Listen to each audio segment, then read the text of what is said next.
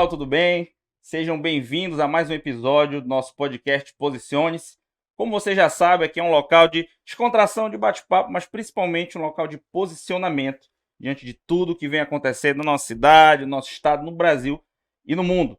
E hoje eu tenho um convidado muito especial, um amigo, um irmão que me dá alegria da sua presença hoje aqui, pastor Marcelo Campeiro. Pastor, muito obrigado por ter vindo, aceitado o nosso convite. Meu amigo, eu que agradeço por essa oportunidade, uma honra. Parabéns por esse trabalho lindo. O podcast tem, assim, mexido com muita gente, papos inteligentes aqui, conversa boa. E falar de Deus é muito bom, né, amigo? Muito maravilhoso. Obrigado. É bom demais. Pastor, temos aqui muita coisa para a gente conversar. Sei que o senhor já atua e já atuou enquanto cristão, enquanto líder ministerial em muitas frentes, mas vamos começar pelo começo. Nos conte um pouco aí da sua história, o que lhe trouxe até aqui hoje, para estar pastoreando hoje a Assembleia de Deus lá na Doca. Já foi líder de jovem, tem aí uma história grande para contar. Compartilha com a gente, o povo quer saber. Cara, eu nunca, assim, me imaginei, Júnior, pastoreando ninguém, nem a mim mesmo. Mas, assim, Deus tinha um plano maravilhoso. Eu aceitei Jesus, assim, depois de muita dificuldade, né? Vou fazer agora 19 anos que eu sirvo ao Senhor. E quando eu encontrei Jesus foi no momento mais difícil da minha vida. E quando a gente recebe Jesus, a nossa vida é transformada por completo. E aí de lá, eu fui criando habilidades que já existiam dentro de mim, mas eu não potencializava. Como liderar, como ministrar a palavra. E foi acontecendo, naturalmente, não foi fácil, porque eu vim de uma família extremamente católica, misturada com espírita.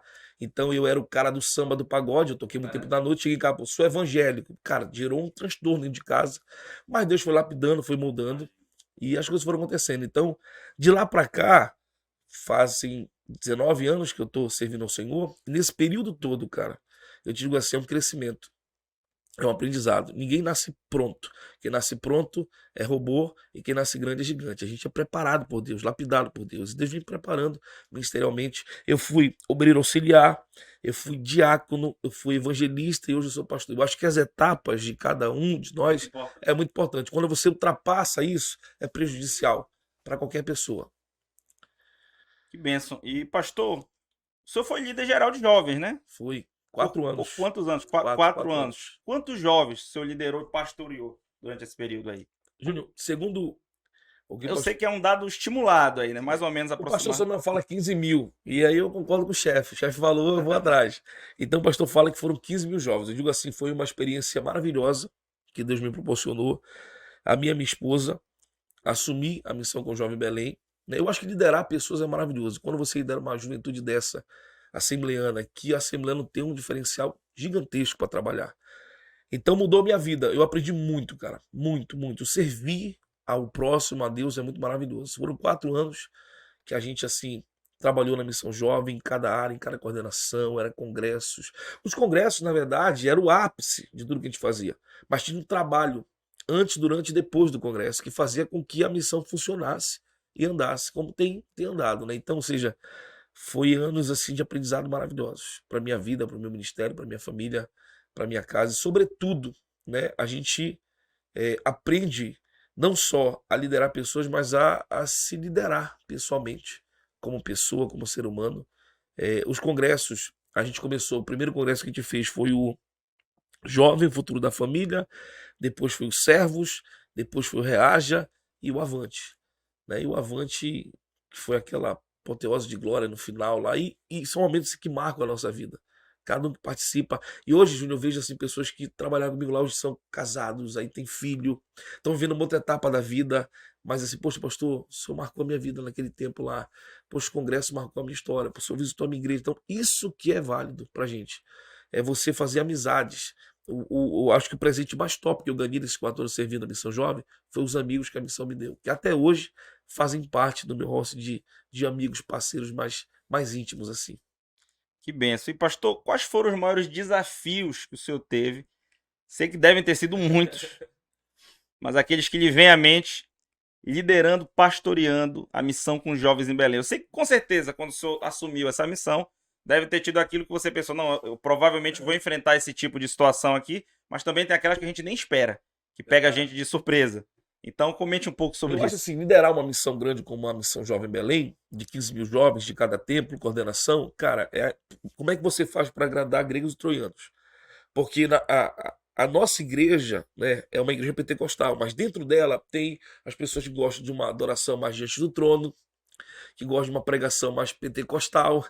Então, no congresso, cara, você agregar esses valores assim todos, não é fácil conquistar todo mundo. Então, às vezes eu nem chegava numa reunião de jovens, gente, a gente quer trazer o fulano de tal, não esperava acalmar o negócio, conversava com o líder ali, filtrava, viu qual era o termômetro que a gente estava vivendo de momento para trazer aquela pessoa. Essa era uma dificuldade. Outra dificuldade é fazer com que os líderes comprassem a nossa visão. Porque nós somos 500 e poucos templos, então cada um templo desse tem um líder de jovem. Então você passar o sonho que está no seu coração para aquele líder e ele agarrar aquela visão e dizer assim, tamo junto, pastor. Não foi fácil. A gente conseguiu fazer congressos de jovens Belém toda, não só em Belém, desde o Congresso Servos, Reaja e Avante, a gente levou para São Paulo, Rio de Janeiro. Então pessoas vinham aqui em Belém e viam o nosso congresso e levavam. Já levava o tema pronto, já levava a arte, já levava tudo e fazia lá. E alguns desses eu tive a oportunidade de pregar. Então a missão jovem começou a se expandir de uma forma muito grande. E foi naturalmente, eu não forcei nada. Os temas eram muito bacanas, eram atuais, era tema. A gente também mudou a forma de camisa, a gente não queria fazer uma camisa apenas por fazer. A gente queria fazer uma camisa que o cara pudesse usar posteriormente ao congresso. Ele comprou a camisa, foi R$ 30, R$ 20, mas ele sabia que era uma camisa de uma qualidade boa, que ele pudesse usar depois do congresso, para ir no shopping, para ir na feira, enfim, passear com a camisa. Então a gente conseguiu descentralizar um pouquinho, envolver todo mundo, né? Achar os talentos, porque o congresso é feito pelos jovens.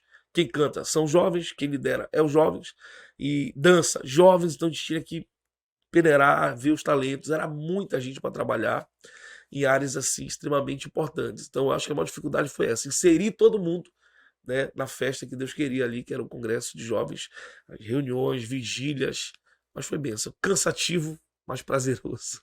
Que benção. Isso que o senhor falou das camisas é algo muito bonito da gente ver, porque até hoje nós enxergamos pessoas caminhando com a camisa Reaja, Verdade. Avante. A gente vê como a juventude realmente eles se apropriam daquilo, daquele tema, né? Eles trazem para si, para o coração aquele tema, e eles têm orgulho de caminhar, Verdade. ainda mesmo muito tempo depois dos congressos, vestindo a camisa. E eu que participei, o senhor lembra que eu estava lá? Lembro, Os lembro. dois eu estava lá no Reage e no Avante.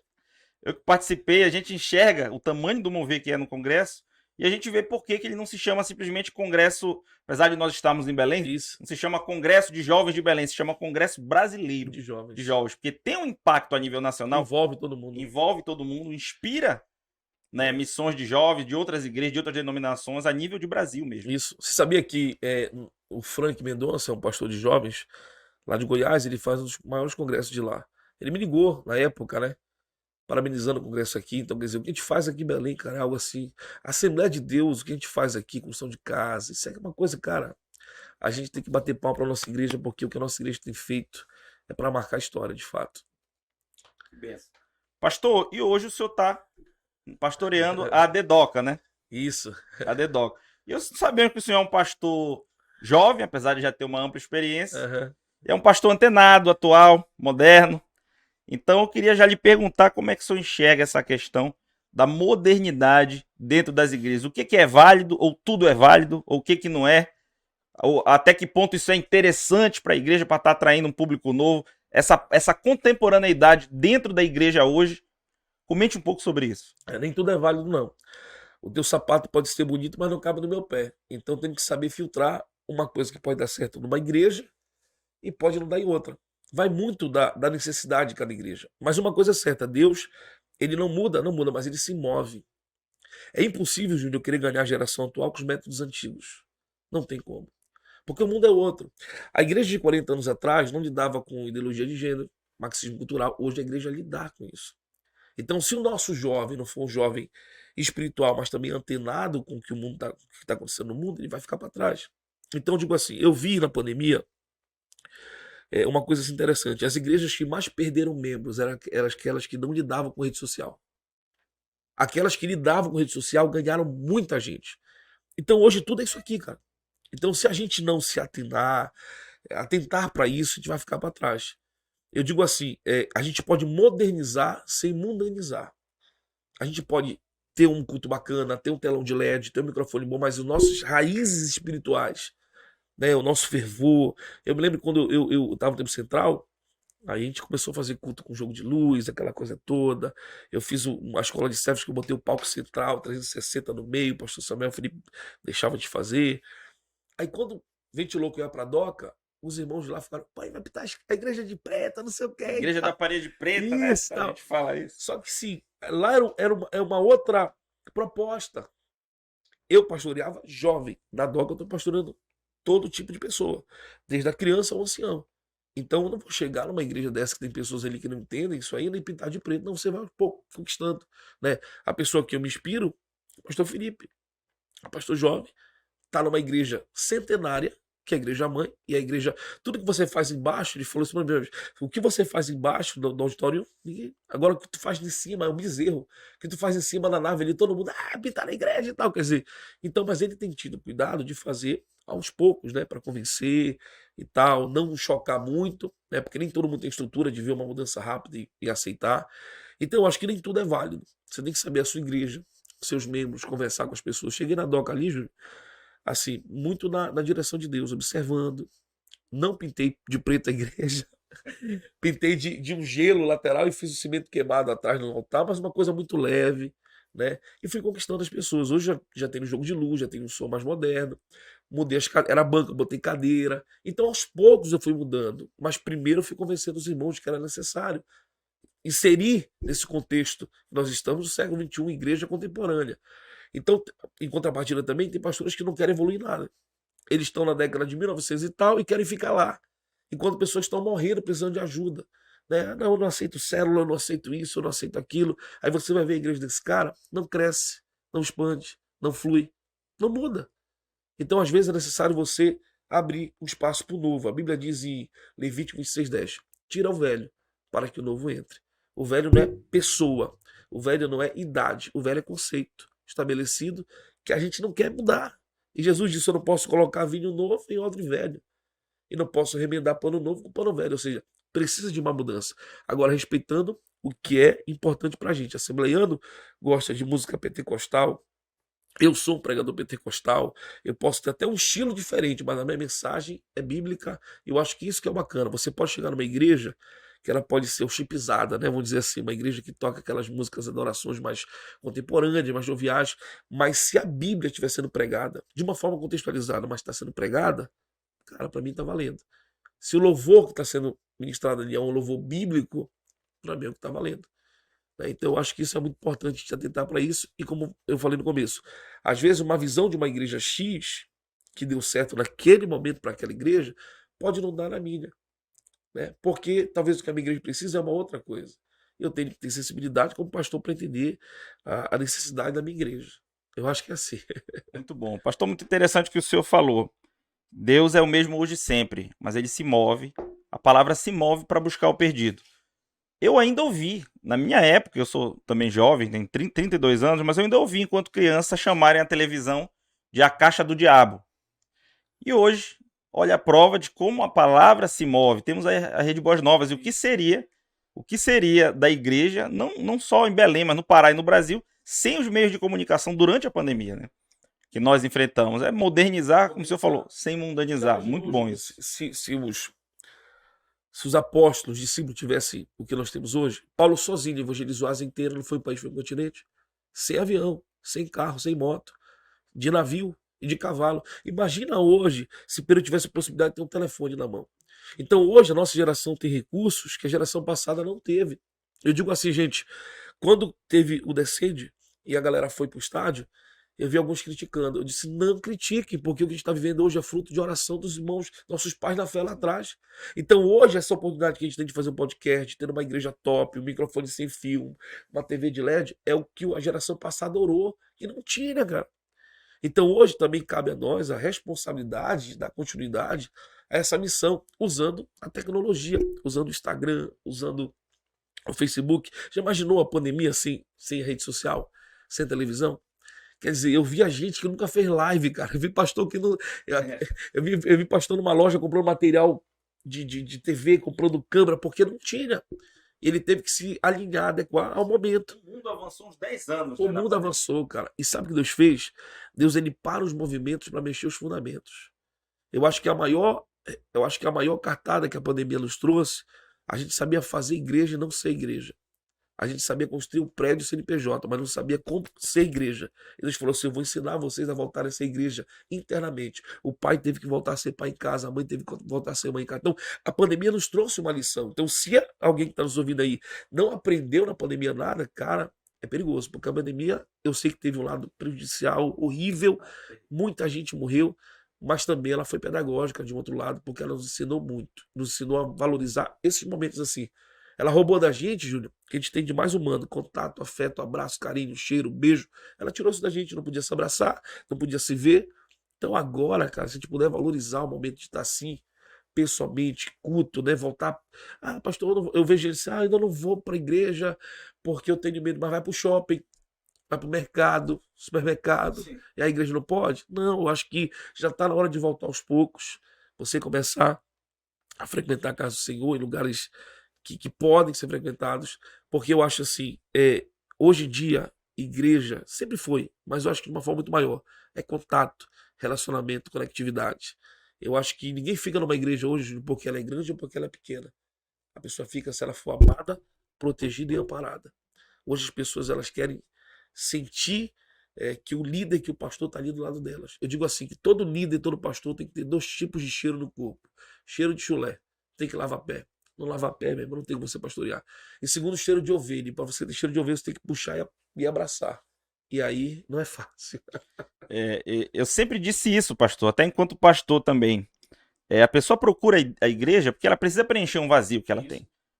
Mas ela permanece na igreja por causa das relações que ela constrói ali. Perfeito. Pela forma que ela é tratada e abraçada. Senão ela pode procurar outra igreja. Exatamente. E hoje nós temos aí um leque, né? Eu digo assim, eu até falo na igreja, gente, a gente não pode brincar de fazer culto, porque o domingo, a quarta, o cara vem pra cá, então ele tem que se sentir abraçado, amado, porque se ele sair daqui e não sentir isso, ele tem um leque de oportunidades aí, né? De todo tipo de igreja, todo tipo de formato. E é bom. Eu acho assim que o pessoal fala, mas tem muita igreja. Cara, é melhor igreja do que boteco. É melhor igreja do que bar. Se estiver pregando, se a Bíblia estiver sendo pregada da forma correta, o Espírito Santo estiver lá, pra mim é o que importa. Com certeza. Que benção. Pastor, finalizando essa questão do avanço, é até emblemático, né? Porque na encenação da chegada dos missionários sempre foi de barco. E nesse ano, eles chegaram de avião. É a época que nós estamos hoje, né? Isso é emblemático. Mas, pastor, em relação àquilo que é novo, a modernidade, em algum lugar a gente tem que fazer um equilíbrio daquilo que é válido daquilo que não é. Hoje a gente já sabe que existe aí rave gospel, baile funk gospel, boate gospel. Então eu queria que o senhor comentasse sobre isso, onde a gente tem que traçar a linha em relação àquilo que é interessante ou aquilo que já está extrapolando. Eu acho que tem uns excessos.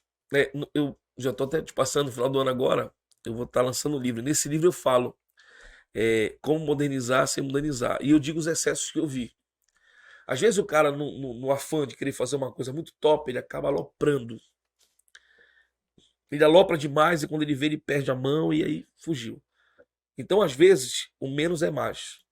Você que é líder de jovem, tá vendo a gente? Então, pastor, eu quero fazer isso, aquilo. Cara, às vezes o menos é mais.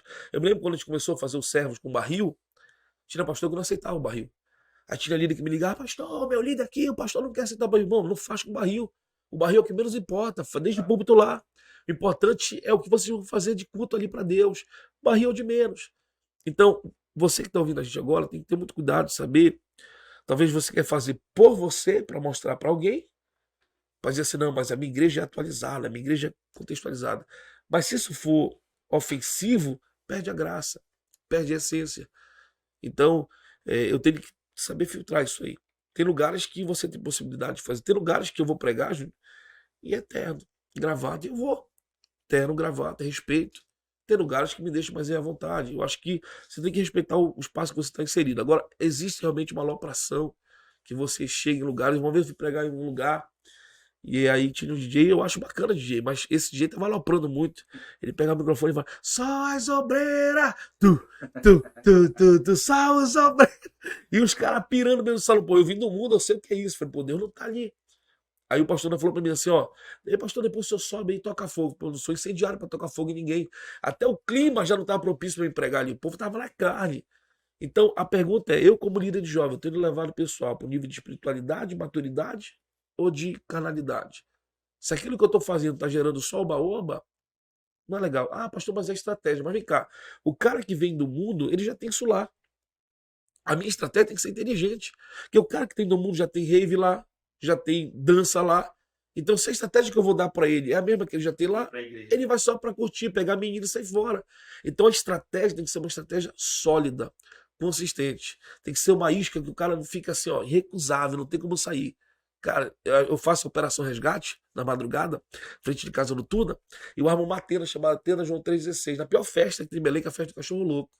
E aí, quando o jovem sai bebido da festa, eu conduzo ele para a tenda. Aí eu encomendo um pacote de Coca-Cola, um pacote de salgadinho, um pacote de água, um centro de salgadinho. Aí quando ele entra na tenda, tem uma casinha, as irmãs de oração estão lá. A gente canta louvores, põe a mão na cabeça deles, repreende o capiroto, eles voltam para cá liberto. Quer dizer, é uma estratégia sólida. Eu não estou levando o cara para brincar dentro da tenda, não. Ele entra na tenda, aí muitos são afastados da igreja. Eu vou em lugares, Júnior, que eu chego, o cara fala assim, pastor, lembra de mim? Eu falo, não. Poxa, eu fui alcançado na Operação Resgate, hoje sou líder de jovem. Então é um trabalho arriscado que vamos voltar agora em agosto, porque paramos pela pandemia. Aí estamos voltando agora em agosto, esse trabalho da Operação Resgate na madrugada. Mas é assim, eu acho que a gente tem que ter filtro de saber o que eu estou fazendo está gerando mais carnalidade ou vida espiritual. E aí você tem um parâmetro. Bênção de Deus. Pastor, muito obrigado, muito conteúdo aí, importante, com certeza muita gente já está sendo edificada pelo aquilo que Amém. o senhor está colocando. Mas eu vou agora para um outro tema. Vamos lá. Pastor, por muitos anos eu morei ali na Doca, perto do Shopping Boulevard. Uhum. Hoje já não moro mais lá. Mas volta e meia nós éramos impactados pela notícia de que alguém, normalmente um jovem, havia se atirado de algum dos pisos do shopping e tirado a própria vida. E recentemente nós sabemos que em poucos dias, pelo menos 2 pessoas, né, tiraram a vida ali. E eu sei que o senhor, como pastor da Doca, inclusive, assumiu a responsabilidade de fazer alguma coisa em relação a isso. Isso. Né, fez um momento muito especial de louvor, de adoração ali na frente do shopping, e inclusive de cobrança, cobrando ações para minimizar isso da direção do shopping. Então, queria que o senhor contasse um pouco sobre essa experiência. Você sabia, Júnior, que desde a primeira tragédia do suicídio, da primeira moça que se matou, a gente manda e-mail pro shopping. E eu mandei e-mail, assim, dando ideias.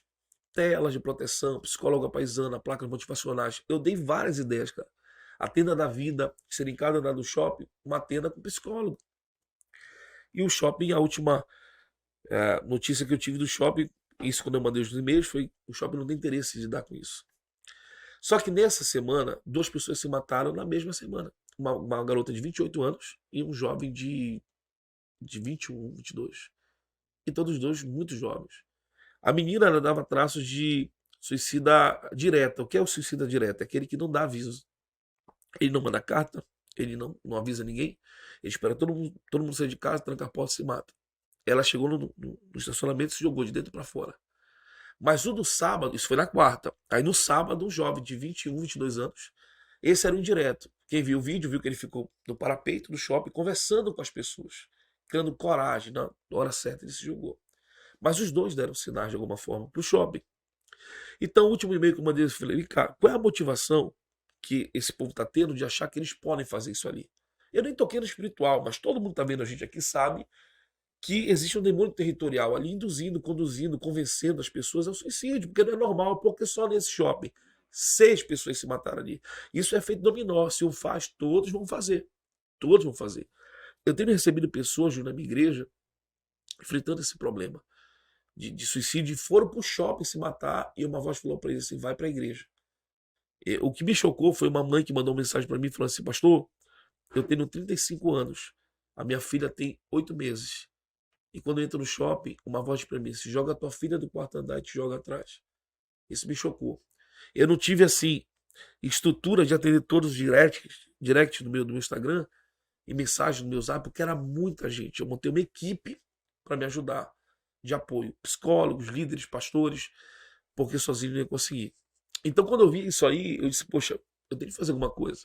Aí fiz um vídeo convidando pastores, amigos. Eu não fui ali para ganhar like. E eu sei que muita gente aplaudiu, mas muita gente bateu de máscara. Teve gente que entrou no meu Instagram. Eu quero que tu morra, eu vou pichar a tua igreja. Teu carro vai capatar com a tua família. Quer dizer, eu digo assim, olha como a pessoa está doente. Eu fui fazer o bem naquele shopping, eu não agredi ninguém, não falei de religião, eu falei de Jesus e gritei para as pessoas não se matarem. Então você vê o nível de doença emocional que as pessoas estão carregando aí fora. E o vídeo viralizou, não esperava, não fui eu que filmei, foi no meu celular, mas foi um outro amigo meu que filmou, viralizou. Mais de 200.000 pessoas viram o vídeo, e foi pro Liberal, foi não sei o quê, foi chamado para programas. E aí o pastor Samuel, uma visão gigante que ele tem, porque foi ele que me colocou aí na DOCA, mas antes de eu ir para a DOCA eu já brigava com o shopping, com essa questão, né? E o pastor falou, ó, a igreja da DOCA, eu quero que você assuma. Então, quem teve a visão foi o pastor Samuel. E teve a visão de colocar uma missão. Missão contra suicídio, que vai começar. Nós já estamos montando, nós temos aí 11 psicólogos com a gente, dando todo o apoio, todo o amparo necessário para que a gente possa fazer esse trabalho. Eu não sou psicólogo, por mais que eu conheça da área, mas não sou. Mas tenho muito amparo de pessoas que estão me orientando. Né? Mas alguém tem que fazer, alguém tinha que dar aquele brado lá, Júlio. E é interessante foi o efeito das pessoas. As pessoas passavam filmando, batendo palma, tá certo, alguma coisa tem que ser feita, né? Porque, assim, a forma como o shopping lidou com isso foi uma forma muito, muito fria. Tipo assim, uma pessoa se matou, continua os trabalhos do shopping, continua andando tudo normal. Há quem diga que quando o rapaz estava lá no parapeito para se jogar, já tinha o pessoal embaixo já com aquele negócio de cobrir ele. Aquela maca de cobrir, aquela lona de cobrir ele. Quer dizer, olha o nível de sensibilidade que eles têm. Então, foi um brado que serviu porque agora eles estão fazendo. Estão colocando grade, vão colocar telas. Você chega no shopping, cada andar tem bombeiros vigiando. Então, serviu de alguma coisa, né, Ju? Com certeza. Pastor, eu tava lá, sabia? No dia, No dia que vocês fizeram foi. o mover espiritual ali. Eu tava lá no armazém com a minha esposa e a gente tava dando janta da neném lá, da nossa Aham. filha. Aí eu ouvi, né, o pessoal cantando o hino e eu comentei com a minha esposa, Raquel. Falei, olha, a gente tá na DOCA, muito legal isso daí, isso tem a cara do pastor Marcelo, sabia? Eu falei, eu queria ir lá, não foi porque quando a gente terminou ali de dar a janta dela já tinha parado, mas Eu penso eu assim, comentei com ela, que iniciativa fantástica. eu acho assim que a igreja ela tem que servir a sociedade num todo. Então, eu como pastor não posso ver uma dificuldade e cruzar os braços. Eu acho que a igreja ela nasce aí. A Bíblia diz que a igreja, ela desfaz as obras do diabo. Então, se eu estou vendo uma dificuldade, sei que aquilo é de cunho espiritual, eu tenho que fazer alguma coisa. Quando surgiu a Operação Resgate, aconteceu aquela tragédia na Boate Kiss, e muitos jovens morreram na boate. Eu disse, poxa, eu vim do mundo, eu tenho que fazer alguma coisa para alcançar essa galera. E comecei, saí na madrugada, com 10 jovens, foi aumentando, foi aumentando. Tem vídeos que eu prego no Búfalo do Marajó, no Crocodilo, trio elétrico, eu peço licença, subo e dou uma palavra. Quando eu desço, cara, uma fila de desviaram para me orar. Eu fiz uma vez uma peça lá quando o Batistão era ali na DOCA. Eu fiz uma peça do jovem carregando a cruz, o Batistão todo de uma cruz pesadíssima, ele carregando a cruz toda. Depois eu ia e pregava. Quer dizer, ideias que eu sei que são arriscadas, mas são ousadas. Mas esse é o papel da igreja. Não é se conformar, não é aceitar. É ir para frente, é ir para cima. Já imaginou se Daniel Berg e Gunavig tivessem medo de vir para cá, para Belém? A gente não estaria aqui hoje fazendo esse podcast. Então, eu acho que a estratégia tem que ser usada, tem que ir para cima mesmo. A igreja é isso. É ação, não só ação, mas também evangelismo eficaz, direto, né, no coração das pessoas. Não se conformar em estar apenas dentro do templo, Exatamente. né, pastor? Mas ir atrás e resgatar o perdido lá onde ele está. Acho muito interessante e muito importante essa colocação, seu posicionamento em relação a isso. Pastor, caminhando aqui na nossa conversa, hoje existe uma ideologia muito forte no nosso país que prega que a palavra de Deus é algo careta, que a Bíblia é retrógrada, é machista, é fundamentalista e etc. Eu queria que o senhor se posicionasse diante disso. Já é a pergunta posicione-se de hoje, porque nós, enquanto cristãos, sabemos que enquanto estamos aqui, a nossa morada eterna é lá com Jesus. Estamos aqui só de passagem, né? Somos nômades. Mas enquanto estamos aqui, temos que viver nesse mundo e trabalhar, ir para a faculdade, ir para a escola, tá andando pela rua, e nós vamos estar sujeitos a essas ideologias que criticam a nossa fé, os nossos posicionamentos cristãos, a nossa crença, aquilo que a gente acredita, aquilo que a gente defende. Então, diante dessas ideologias que existem hoje, transitando de uma forma muito clara no nosso país, como o senhor vê essa questão desse posicionamento em relação à palavra de Deus? Eu acho que o cristão não tem que ter medo de se posicionar. Ah, porque você cancela. Não, quando você aceitou Jesus, o cancelamento já desceu na tua vida. É natural. A Bíblia diz assim, que aquele que é amigo do mundo é inimigo de Deus. E que é amigo de Deus é inimigo do mundo. Então, uma hora você tem que decidir. Não dá para agradar. Se eu estou inserido em um lugar, seja um ambiente corporativo, trabalho, enfim, e eu não confronto ninguém com a minha fé, tem alguma coisa errada. Porque a minha fé vai na contramão do mundo. O mundo diz seja o primeiro. Jesus vem e diz seja o último. Vai na contramão, cara. Então, uma hora você vai ter um choque. Aí um dia, mas pastor, sobre a questão da homossexualidade, a Bíblia fala que é contra, e eu sou a favor da Bíblia e acabou. Então, se você não se posicionar com medo, porque está tendo hoje em dia um freio dos evangélicos com medo. Teve agora a questão da Bruna Carla, que ela se posicionou, e teve todo aquele parecer todo naquela questão. E aí eu vejo os evangélicos parados. A gente tem que se unir. Quando um vem e levanta a bandeira, a gente tem que estar lá. Porque daqui a pouco é a gente que vai ser travado. Daqui a pouco vão proibir a gente de pregar a Bíblia. Vão me proibir como pastor de pregar a Bíblia. Vão proibir você de fazer podcast ou qualquer outra coisa. E aí entra também a questão da igreja, de abrir um pouquinho e ver que a batalha hoje não é física só, é ideológica. É uma guerra mental, aonde o diabo está querendo convencer e convencer os nossos. Eu vejo jovens, cara, que fervorosos por Deus, entram na faculdade, em 3 anos a faculdade muda o cara. Então Daniel 1,8 diz assim, Daniel entrou na Babilônia decidido, santidade é decisão, não é roupa, não é trejeito, santidade é uma decisão. Daniel decidiu não se contaminar. Saiu uma pesquisa agora num site que 79% dos evangélicos, quando fazem faculdade, se afastam, se desviam. Então esse cara não entrou posicionado ali, ele entrou volúvel. Então eu acredito numa geração que vai entrar em lugares e vai sair santo, e vai se posicionar dor quem doer. E essas bandeiras ideológicas, elas estão vindo. Um dia eu estava no debate, uma jovem falou para mim, pastor, a possibilidade de eu ser feminista e cristã ao mesmo tempo? Eu disse, não dá, querida. Ela falou, por quê? Eu falei, porque quando o evangelho entra, ele sai quebrando tudo, ele sai arrancando. Você não tem como dividir o evangelho, o amor de Deus com ninguém. Não tem como. Então, uma hora ou outra, você que está vendo a gente aqui, faz faculdade, que está inserido nesse meio, que eu sei que não é fácil, não tenha vergonha da sua fé, não tenha vergonha de ser o jovem cristão que você é. Você pode ser um jovem atual, ser um jovem moderno, ter um cabelo top, fazer, andar com uma roupa de marca, ou como você puder, mas não esqueça quem você é. Daniel orava 3 vezes por dia e a Bíblia diz que a janela estava aberta para Jerusalém. É como quem diz assim, eu estou na Babilônia, mas eu sei de onde eu sou. Eu estou aqui temporariamente, mas eu sou de Israel, eu sou de Jerusalém. Então não esqueça de onde você é. Você está nessa terra temporariamente, mas você é cidadão do céu. É verdade. Pastor, é muito interessante isso que o senhor falou. Se a gente ficar calado, ficar quieto, o mundo vai avançando. E a gente vai ficando no meio do caminho. Daqui a pouco a gente não pode nem pregar a Bíblia. Tem gente que ouve isso e fala, isso aí é discurso, nunca vai acontecer. Mas se parar para fazer uma pesquisa, a gente vê que já está acontecendo. Ano passado aconteceu um caso na Bahia. Um pastor de uma igreja batista, ele foi criticar uma peça publicitária de cunho LGBT e ele foi acionado pelo Ministério Público. Falaram, olha, você assina um termo de ajuste de conduta e pede desculpa no púlpito por pregar o que a palavra de Deus diz, ou você vai ser processado. Vamos oferecer uma denúncia aqui por intolerância, homofobia e etc. Pelo que ele fez dentro da igreja. Então, se a gente ficar acanhado, o mundo vai avançando. É isso aí. Eu acho que a gente tem que brigar sim pelo que é certo. Né? Domingo eu preguei na igreja, eu falei isso. Eu falei, tá na hora da gente, como igreja, ser luz mesmo, ser sal.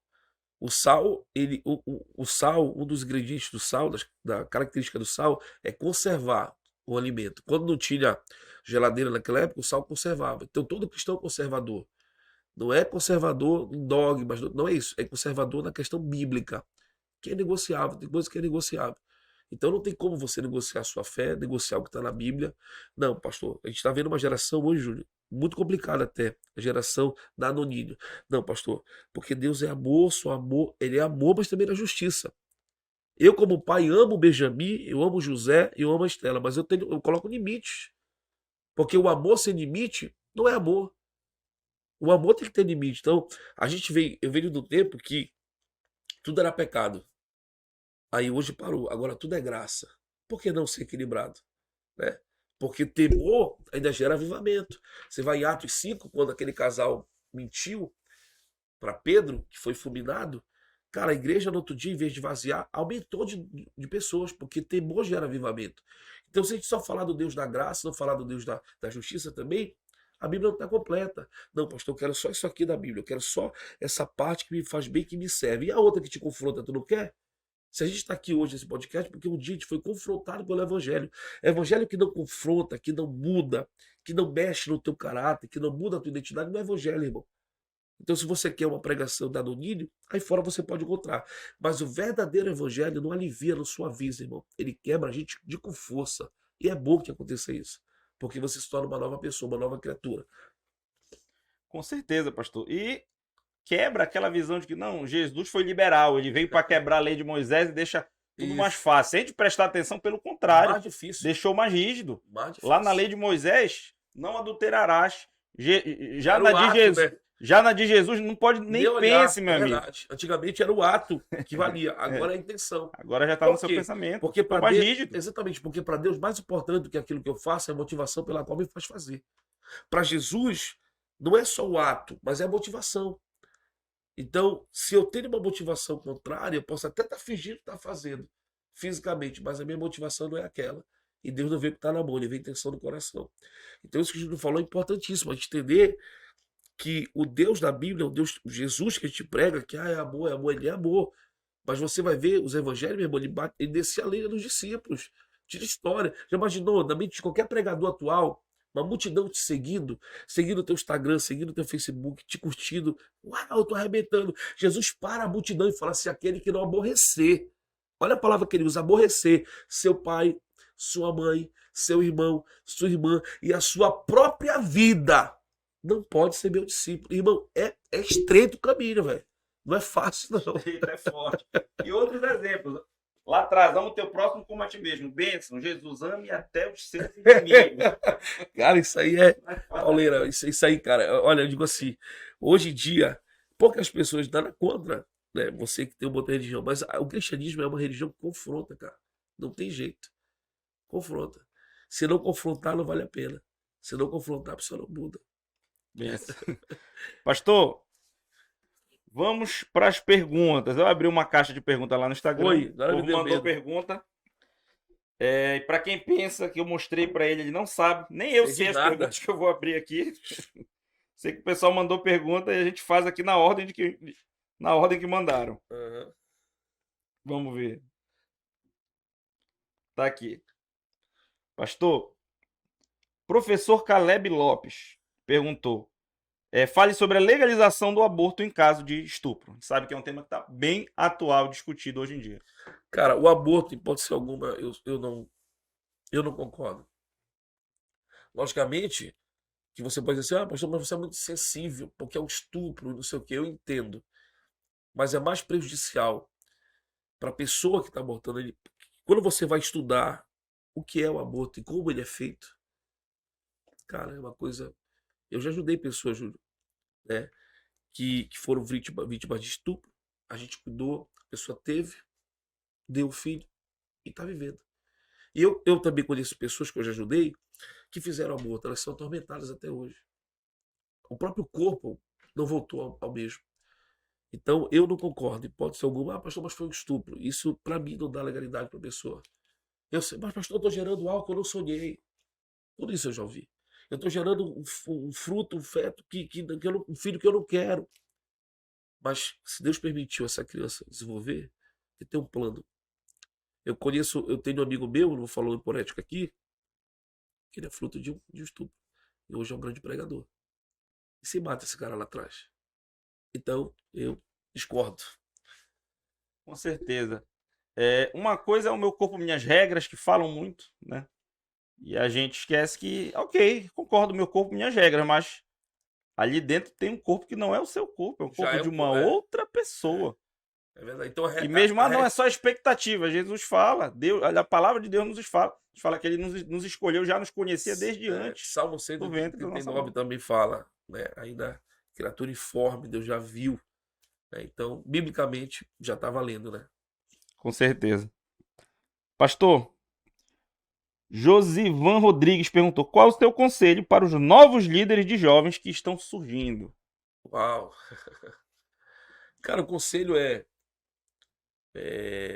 você tem hoje muitas informações e se torna até uma competição, né? Como é que eu vou fazer a minha liderança jovem voar? Como é que eu vou fazer e tal?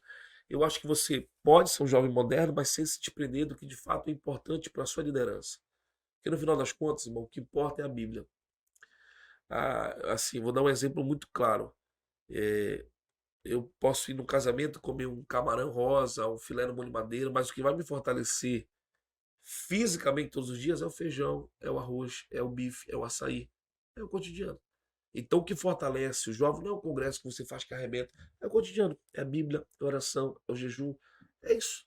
Então, se você levar isso de uma forma consistente e também contextualizando algumas coisinhas, cara, não tenha medo de inovar na direção do Espírito, mas não tenha medo de retroceder se for necessário. Sempre obedecendo a sua liderança, ouvindo o seu pastor. Sempre obedecendo o pastor. Não adianta você querer ter uma visão muito ampla e o teu pastor não está com você. Aí você vai fazer confusão, vai gerar intriga. Então, eu acho que a obediência é fundamental. Está debaixo de cobertura, eu acho que tudo começa por aí. Amém. Pastor, Clícia perguntou: o que você pensa sobre o Justin Bieber Eita. se dizer cristão e ter uma loja que vende produto de maconha? Cara, primeiro que eu não acho esse cara cristão, eu não acho ele. Eu acho assim, modernizou tanto. É um novo tópico, inclusive, né? É modinha, tá Modinha, na é moda modinha. ser evangélico, ser A gente crente. acabou de falar agora aqui. Eu venho de um tempo, Júlio, que quando você aceitava Jesus, aceitava mesmo, irmão. Cara, eu cheguei na igreja evangélica, eu não tô dizendo que eu sou contra, eu tô falando que você comigo. Eu cheguei na igreja evangélica de cabelo grande, brinco, piercing, e eu tirei porque eu senti de tirar. Mas o que eu tirei por fora, porque dentro já não tava mais. O que faz o cara colocar um alargador, sei lá, na orelha, é porque já colocou no coração. Então, assim, esse tipo de pessoa, Justin Bieber, qualquer outro, essa modinha, não. Porque tem uma moda agora de artista ser evangélico. Mas o nível que eles têm é isso, é o devocional que é de lei, é uma musiquinha cristã que eles colocam, Uma célula, muitos uma frequentam célula, porque tem um célula. parceiro, um amigão lá que tá na Exatamente. célula. Mas quando Jeová, quando Jesus vai estreitar, porque, cara, uma coisa é o seguinte: vai chegar um momento da nossa vida, como chegou na minha, como chegou na do Júnior, de todos que estão vendo hoje aqui, que Deus vai te confrontar em áreas que você não quer. Deus vai te pedir coisas que você talvez não vai querer dar. Isso é na vida de todo discípulo, né? Então, para mim isso é modinha e é contraditório. Como é que um cara desse que se diz cristão tem uma loja dessa? É que nem assim, eu sou cristão, mas eu estou vendendo bebida. Eu sou cristão, mas eu estou vendendo cocaína. É contraditório, estou levando pessoas para o inferno. Então, ou seja, na mente dele, ele é, mas na verdade, tá fora. Pastor, já para finalizar aqui, tem uma moça, Suane, viu, Suane? Ela sempre manda a mesma pergunta. Não é uma pergunta, é um pedido para todos os convidados que vêm aqui. Conte uma história engraçada. Eita, Deve ter vivido algumas aí já, cara, nessa larga experiência. várias histórias. Difícil é escolher. Começa a pensar, será que eu posso falar essa aqui? Tem o nome daquele Eu já cabra pensei lá, aqui, aquele parceiro lá, não sei se ele ia ficar eu já pensei sem mais graça. aqui. Cara, essa igreja assim, é um negócio fenomenal. Toda igreja tem aquele irmão que é engraçado, que é espontâneo, que dá glória a Deus alto, né? Enfim. Recentemente agora, eu tava pregando no púlpito, eu gosto muito, por mais que eu não seja remista, tá, irmão? Eu sou paysandu, mas eu gosto do leão, da tribo de Judá, não leão do remo. E aí eu tava com uma camisa do leão pregando na minha igreja. E acabou o culto, veio uma irmã falar comigo, falou, pastor, essa camisa é tão linda. Deixa eu te fazer uma pergunta, qual é o seu signo? Eu disse, o quê, minha irmã? Aí disse, qual é o seu signo? Eu falei, minha irmã, eu não tenho esse negócio, não. O senhor nasceu em que ano? Que mês? Eu falei pra ela, o senhor então é peixe. O senhor é peixe. Eu disse, minha irmã, cabe com isso. Aí depois me conversar, é uma nova convertida, não fez discipulado aí, tá visitando a igreja. Quer dizer, você tem que ter todo cuidado para chegar naquela pessoa. Em contrapartida, tem aqueles também que já tá há anos e cometem gafe. Eu estava uma vez pregando e eu disse assim, queridos, abra a Bíblia de vocês no profeta messiânico. Aí o tecladista me falou assim: Jeremias, é Isaías. Mas ele falou com uma convicção, né? É Jeremias, não, irmão, dá essa gafe, não, é Isaías. E vai, cara, igreja evangélica, assim, eu acho que tem que ter alguém que tem que pegar só as lendárias, né? As piadas da igreja, porque tem muita coisa que acontece. Tem. Pra não lhe deixar sozinho, ele contou uma que eu lembrei agora. Fizemos uma peça na igreja uma vez. Que havia um rapaz, acho que era ali novo convertido ali, tava empolgado na igreja, gente boa, não vou falar o nome dele. Que ele ia expulsar um demônio num dado momento. Ele ia falar: não, esse daqui só com jejum e oração. E na hora lá ele tava muito espontâneo, esqueceu a fala dele, aí lá o demônio não saía. Ele: esse aqui só com reza braba. Olha, tem uma, o pessoal conta, quem contou isso foi o pastor Kleber Almeida para mim, falou que tempo do pastor Firmino, o pastor Firmino estava pregando sobre a volta de Jesus, aquele fervor na igreja, tempo central lotado. E o pastor Firmino falou assim: meu irmão, pensa agora quando a trombeta soar, o céu se rasgar de uma ponta a outra, e você vê o seu corpo saindo da terra assim, pensa na palavra que tu vai dizer. Aí o irmão gritou lá atrás: adeus, planeta Terra! Cara, a igreja é um negócio incrível, cara, tem de tudo na igreja. A igreja evangélica, eu digo assim, se você consegue, a igreja é o lugar que Deus mais te treina, irmão. Você não vai ser treinado em outro lugar como na igreja. Se você passa por uma igreja, pode colocar você no deserto de Saara, você sobrevive. Igreja é o lugar que Deus mais te prepara, te lapida, te treina na igreja. Então não saia da igreja, congregue em uma igreja. Benção de Deus. Pastor, passou aqui já quase uma hora voando. Oi, foi bom. Muito bom, queria lhe agradecer Obrigado, pela sua amigo. presença aqui, Parabéns com pelo certeza. trabalho. Muita gente foi edificado hoje com a sua presença. Muito obrigado por ter vindo. Eu que agradeço. Parabéns pelo programa. Que vocês continuem voando aí. Tem que ter mais podcast assim, inteligente, com assunto atualizado. Parabéns. Eu me considero de todos que já vi agora o menor, tá, gente? De todos que vieram aqui, eu sou o menor. Só fera que ele tá trazendo aqui. Parabéns a todo mundo que tá aí fazendo acontecer esse projeto. Obrigado, meu amigo. Pastor, muito obrigado. Você nos assista toda quinta-feira, às 20 horas. Acompanha lá nas nossas redes sociais, Instagram, Facebook. Te inscreve lá no canal Pode Posiciones no YouTube. Deus abençoe você, sua família, seus projetos, seu futuro. E posicione-se. Posicione-se.